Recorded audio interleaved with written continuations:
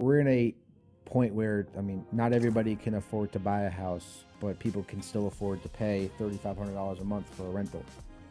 Why is that? I've ran into people who really just don't know where they want to live, and they rather test it out by renting for a year or two and seeing if they like the area. They don't want to lock into a 30-year mortgage if they're not going to like the area, and then in their first 2 or 3 months of living there, it's going to be a tough position to be in. That's why people choose a rental route.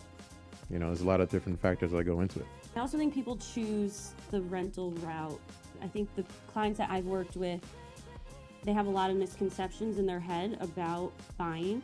When my parents bought a house 15 years ago, they needed $25,000 down. So I think people, if they've rented for a while, are just comfortable with staying with renting because they haven't done the research about buying, or they, my credit score is only 650. There's nothing anyone can do about that. So I think people, once they connect with a real estate agent, they realize that a lot of those questions can be calmed down in their brain, and their mind opens up a little bit more to buying. There are some people that, they would have to continue to rent for a little while, but I think it had converted some renters into buyers because they didn't think that they could buy, and they didn't think they had enough saved. They didn't think their credit score was good or their income would, show that they could qualify for anything.